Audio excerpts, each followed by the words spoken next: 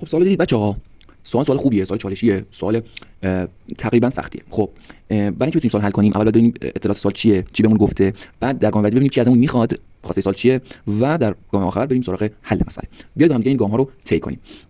بچه‌ها چی بهمون گفته؟ سوال بهمون گفته که آقا یه دونه مکعب داره، این مکعب توش حفره است، یکی خالیه، اون بخش پرش هم طلا و نقره است. حالا این مکعب طول زلش 4 سانتی متره، جرمش هم 400 گرمه و حجم حفره 4 برابر حجم قسمت طلاست که من اینجوری خوشگل به این صورت نوشتم براتون.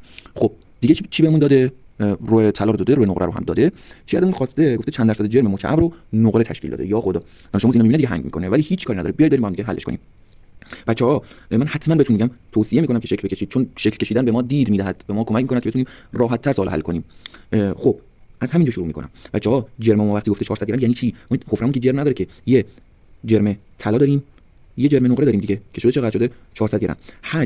حجمی که به ما گفته خب یه حجم مکعبه که خب میتونیم دست بریم. چرا؟ چون طول زلش داریم که 4 تا 64 سانتی متر مکعب. به راحتی من اینجا میتونم بنویسم. خب چی هست؟ چی حجم رو چی تشکیل داده؟ یه وی طلاست، یه وی حفره است و یه وی نقره است که میشه چقدر؟ 64 سانتی متر مکعب.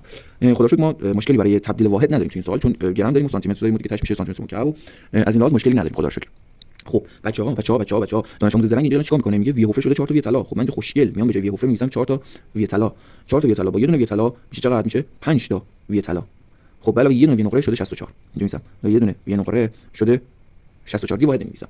بچه‌ها یه دانش آموز زرنگ دیگه میاد من چی میگه؟ میگه ام طلا رو شما داری و اینجا این رابطه رو هم داری و چگالی رو هم داری. خب اینجا خیلی راحت مگه ام نمیشه روی؟ من اینجا میام چیکار می‌کنم؟ میام به جای ام طلا می‌نویسم روی طلا در وی طلا. خب روی طلا مگه نبود 20 مگه نداده بهمون 20 داده دیگه. خب وی طلا رو هم خب نداریم. اوکی دیگه چی؟ دیگه روی نقره رو هم داریم دیگه، روی نقره در وی نقره. خب این مگه 400 نیست؟ بچه‌ها مگه الان این دو مدل دو مجهول نیست؟ خب حل کن بریم دیگه. خب اینجا یه ساده بازی راحت از این یکی اینو ور می‌دارم، ازش کم می‌کنم، میشه 3 تا وی طلا. میشه چقدر؟ میشه 24.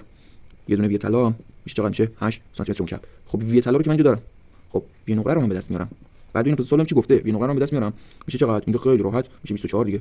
اینو بذارید اون به دست میاد 24 سانتی متر مکعب. بچه‌ها سوالم چی گفته بود؟ سوالم گفته بود که درصد جرم مکعب رو بعد به دست بیارم. برای اینکه درصد جرمش رو به دست بیارم بعد اول جرم قسمت نقره رو بعد به دست بیارم.